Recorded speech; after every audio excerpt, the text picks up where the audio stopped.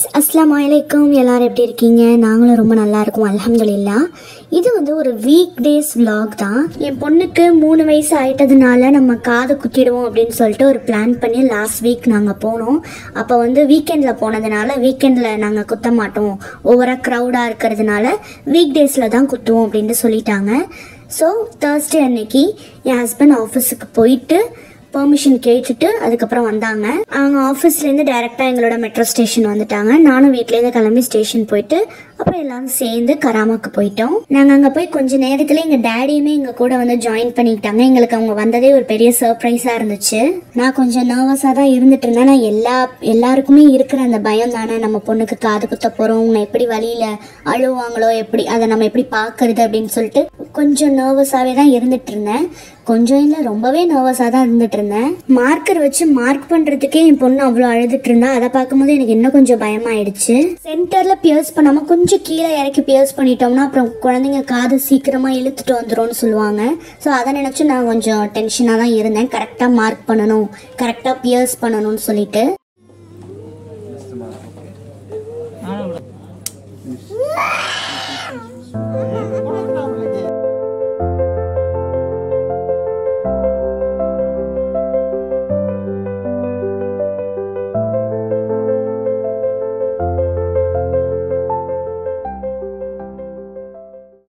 ஒரு காது குத்தினோனையுமே ரொம்ப அழுவ ஆரம்பிச்சிட்டா. அடுத்த காது காட்டவே மாட்டேன்ட்டா. அதனால் அவளை அழைச்சிட்டு போயிட்டு கொஞ்சம் சாக்லேட்ஸ்லாம் வாங்கி கொடுத்து கொஞ்சம் சமாதானப்படுத்தி அதுக்கப்புறமா அடுத்த காது குத்தினோம். என் பொண்ணு போட்டிருந்த கொலுசு அருந்து போனதுனால அதையுமே அப்படியே வாங்கிட்டு போயிடலான்னு சொல்லிட்டு கொலுசு தான் பார்த்துட்டு இருந்தேன். லாஸ்ட் இயர் ஈதுக்கு முன்னாடி இதே கடையில் தான் என் பொண்ணுக்கு ஒரு கொலுசு வாங்கினேன். ஸோ அதே கடையிலே மறுபடியும் வாங்கிடுவோம்னு சொல்லிட்டு வாங்கியாச்சு. லன்ச் டைம் வந்துட்டதுனால எங்கள் டேடி வந்து எங்களை ஒரு ஹோட்டலில் ட்ராப் பண்ணிவிட்டு அவங்க ஆஃபீஸ் கிளம்பிட்டாங்க. கராமாவில் உள்ள பீமாஸ் ரெஸ்டாரண்ட் தான் வந்திருந்தோம். அங்கே பிரியாணி வந்து ரொம்ப டேஸ்ட்டாக இருக்கும். அதுலேயுமே நாங்கள் அன்றைக்கி சீரக சம்பா பிரியாணி ஆர்டர் பண்ணியிருந்தோம். ரொம்ப சூப்பராக இருந்துச்சு, கொஞ்சம் காரமாக இருந்துச்சு. கூடவே சிக்கன் 65 ஆர்டர் பண்ணியிருந்தோம். ரைத்தா, பாயசம், தால்ச்சா எல்லாம் கொடுத்துருந்தாங்க. அந்த ரெஸ்டாரண்ட்டில் ஜிகர்தண்டா ரொம்பவே ஃபேமஸ். எனக்குமே ஜிகர்தண்டா ரொம்ப பிடிக்கும். ஸோ எப்போ போனாலுமே ஆர்டர் பண்ணிடுவேன். சாப்பிட்டு முடிச்சுட்டு நெக்ஸ்டோக்கு போகலாம் அப்படின்ட்டு பிளான் பண்ணி போயிட்டு இருந்தோம். நெக்ஸ்ட் டே ஃப்ரைடேங்கிறதுனால நான் நான்வெஜ் ஏதாவது சமைப்பேன் அப்படின்னு சொல்லிட்டு சிக்கனோ மட்டனோ ஏதோ ஒன்று வாங்கலான்ட்டு பிளான் போட்டு நெக்ஸ்டோ போனோம். கொஞ்சம் டயர்டாக இருந்ததுனால ஃப்ரைடே அன்னைக்கு என்ன சமைக்கணுமோ அதுக்கு மட்டும் திங்ஸ் வாங்கிட்டு சீக்கிரமே நாங்கள் வெளியில் வந்துட்டோம். Your attention please.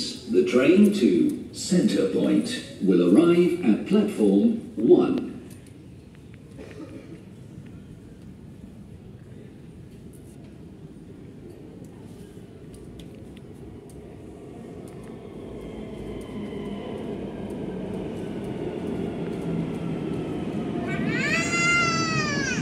என் பொண்ணு காதில் தோடு போட்டிருக்கிறத பார்த்துட்டு ரசிச்சுக்கிட்டே நானும் என் ஹஸ்பண்டும் வந்துட்டு இருந்தோம்.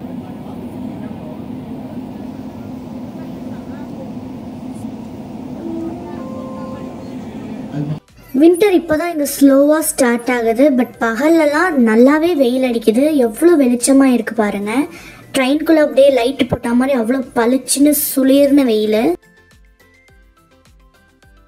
வீட்டுக்கு வந்தோடனே கொஞ்ச நேரம் படுத்து தூங்கிட்டு அதுக்கப்புறமா ஈவினிங் எந்திரிச்சு பொண்ணுக்கு கொலுசெல்லாம் போட்டு விட்டுட்டு ஊர்லேருந்து கொஞ்சம் ஸ்வீட்ஸ் வந்துருந்துச்சு. எங்கள் மாமா ஊர்லேருந்து வந்ததுனால அவங்கள்ட்ட வந்து எங்கள் அம்மா ஸ்வீட்டு கொடுத்து அனுப்பியிருந்தாங்க. ஸ்வீட்ஸோடு சேர்ந்து கொஞ்சம் சமைக்கிறதுக்கு தேவையான ஐட்டம்ஸும் கொஞ்சம் நான் கேட்டிருந்தேன், அதையும் கொடுத்து அனுப்பியிருந்தாங்க. அப்போ திவாலி டைமாக இருந்ததுனால எனக்கு ஸ்வீட்ஸ் கிரேவிங் ரொம்ப ஜாஸ்தி ஆகிடுச்சு. என்ன தான் இங்கே நிறைய ஸ்வீட்ஸ் அவைலபிளாக இருந்தாலும் நம்ம ஊர் டேஸ்ட்டு வராது இல்லையா, அதனால் எனக்கு கிரேவிங்ஸ் அதிகமாகி ஊர்லேருந்து நான் ஸ்வீட்ஸ் கேட்டிருந்தேன். அதுலேயுமே எஸ்பெஷலி இந்த ஸ்வீட் அஜ்மீர் பர்ஃபி எனக்கு ரொம்பவே ஃபேவரட். இந்த ஸ்வீட் தான் வேணும்னு நான் கேட்கல, பட் எனக்கு இது பிடிக்கும்னு சொல்லிட்டு அவங்களே ஆட்டோமேட்டிக்காக இதை எனக்கு வாங்கி கொடுத்து அனுப்பிட்டாங்க. ரொம்ப நாளைக்கு அப்புறம் ஸ்வீட் சாப்பிட்றதுனால கொஞ்சம் என்ஜாய் பண்ணி சாப்பிட்டுட்டு இருந்தேன். என் பொண்ணுக்கு இப்போ தான் கொஞ்சம் கொஞ்சமாக எழுதுறது ப்ராக்டிஸ் கொடுத்துட்ருக்கேன். நானாக அவளை கம்பல் பண்ண மாட்டேன். அவளாக போர்டு எடுத்துகிட்டு வந்து எனக்கு எழுதணும்னு சொல்லும் போது பக்கத்தில் உட்காந்து அவளுக்கு ப்ராக்டிஸ் கொடுப்பேன். கொஞ்சம் கஷ்டமாக தான் இருக்குது. ஏன்னா ஓரல், அதாவது ரைம்ஸு, இந்த மாதிரி வேர்பலாக அவங்க சொல்கிறது வந்து ஈஸியாக அவங்களுக்கு வந்துடுது. நம்ம ரொம்ப ப்ரெஷர் பண்ணி சொல்லிக் கொடுக்கணும்னு அவசியம் இல்லை. பட் இந்த ரிட்டன் ப்ராக்டிஸ் வந்து கொஞ்சம் கஷ்டமாக தான் இருக்குது. அவங்கள ஸ்கூல் சேர்த்து விட்டதுக்கு அப்புறமா தான் த ரியல் ட்ராஜடியே ஸ்டார்ட் ஆகும்னு நினைக்கிறேன். குழந்தைங்க ஒரு பர்டிகுலர் ஸ்டேஜுக்கு வர வரைக்கும் ஒரு ஸ்டேஜுமே ரொம்பவே டிஃபிகல்ட்டாக தான் இருக்குது. அது எக்ஸ்பீரியன்ஸ் பண்ணும் போது தான் தெரியுது. மதியம் நல்லா தூங்கி எந்திரிச்சிட்டதுனால நைட்டு சீக்கிரம் தூக்கம் வரலன்னு சொல்லிட்டு ஏதாவது ஒரு படம் டவுன்லோட் பண்ணி பார்ப்போம் அப்படின்னு சொல்லிட்டு நானும் என் ஹஸ்பண்டும் பார்த்துட்டு இருந்தோம். எனக்கு மேரேஜுக்கு முன்னாடியுமே சரி இப்பயும் சரி தனியாக மூவி பார்க்குறத விட ஃபேமிலியாக சேர்ந்து பார்க்குறது எனக்கு ரொம்ப பிடிக்கும்.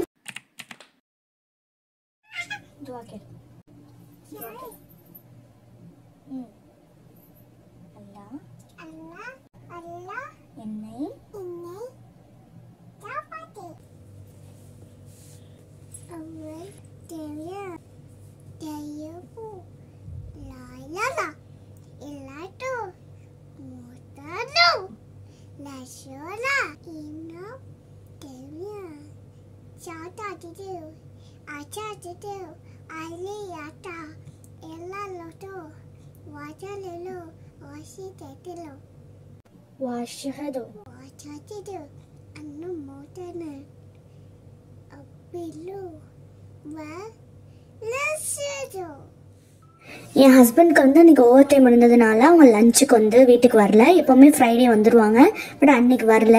ஸோ நானும் என் பொண்ணும் லஞ்ச் சாப்பிட்டுட்டு இருந்தோம். அன்றைக்கி வந்து சிக்கன் கிரேவியும் கீ ரைஸும் பண்ணியிருந்தேன். சைட் டிஷ்க்கு வந்து ப்ரான் கொஞ்சம் வாங்கியிருந்தேன். ஸோ அந்த ப்ரானில் வந்து ஒரு மசாலா மாதிரி பண்ணிட்டேன்.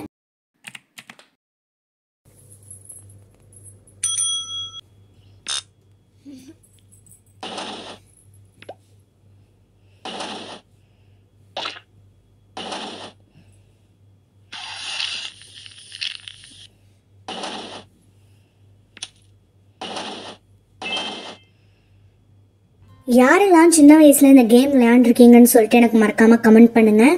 அப்போல்லாம் லேப்டாப்பில் இந்த கேம் எல்லா லேப்டாப்லேயுமே டிஃபால்ட்டாகவே இருக்கும்.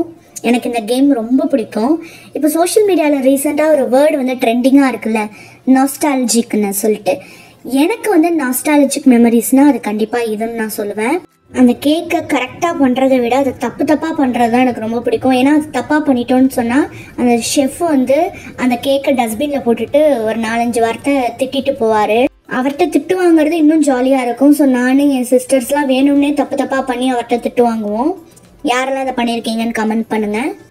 நைட்டு ஆப்பம் மாவு இருந்துச்சு. ஸோ ஆப்பம் சுட்டு சிக்கன் கிரேவி இருந்துச்சு. ரெண்டுத்துக்குமே சூப்பராக காம்பினேஷன் இருக்கும்னு சொல்லிட்டு சிக்கன் கிரேவியை வச்சு ஆப்பம் சுட்டு சாப்பிட்டாச்சு. கொஞ்சம் சீக்கிரமே சாப்பிட்டதுனால என் பொண்ணு வந்து எங்கேயாவது போகணுன்னு கேட்டுக்கிட்டே இருந்தா. ஸோ பார்க் போயிட்டு வரலாம் அப்படின்னு சொல்லிட்டு கிளம்புனோம். நாங்கள் கிளம்பும் போதே டைம் வந்து 9 o'clock ஆகிடுச்சு. லேட் ஆகிடுச்சு. இதுக்கப்புறம் போகணுமா, பேசாமல் நாளைக்கு போய்க்கலாமா அப்படின்ட்டு என் ஹஸ்பண்ட்டை கேட்டேன். பட் நெக்ஸ்ட் டே வந்து லீவுங்கிறதுனால பரவாயில்லவா போயிட்டு வரோம், லேட் ஆனாலும் பரவாயில்லன்னு சொன்னாங்க. ஸோ நாங்கள் கிளம்பி போயாச்சு. நான் இங்கே துபாய் வந்த புதுசுலலாம் வீக்லி 4 days நாங்கள் பார்க் போயிடுவோம் எப்படியாச்சும். அதே மாதிரி டெய்லி ஒரு 1 hour 2 hour ஒரு ஈவினிங் போல் ஒரு மைல்டான ஒரு வாக் போயிட்டு வருவோம். கொஞ்சம் ரெஃப்ரெஷிங்காக இருக்கும். பட் அது வந்து ஒரு கண்டினியூவான ஒரு ஹேபிட்டாக இல்லை. இதுக்கப்புறமாச்சும் அதை கண்டினியூ பண்ணலான்னு சொல்லிட்டு அன்றைக்கி பேசிக்கிட்டே போயிட்டு இருந்தோம். நாங்களே 9 o'clock ஆகிடுச்சு, லேட் ஆகிடுச்சு, போகலாமா வேணாமான்ட்டு யோசிச்சுக்கிட்டே அதுக்கப்புறம் பிளான் பண்ணி வந்தோம். பட் அங்கே போய் பார்த்தா அந்த டைமில் தான் நிறையா பேர் வந்திருந்தாங்க. ஏன்னா நெக்ஸ்ட் டே வந்து லீவ் வீக்கெண்டுங்கிறதுனால நிறைய பேர் வந்தாங்க. இந்த பார்க்கில் வந்து நம்ம சமைக்கிற திங்ஸ்லாம் எடுத்துகிட்டு வந்து அங்கேயே நம்ம சமைச்சிக்கலாம், அந்த மாதிரி ஒரு இடம் அங்கே இருக்குது.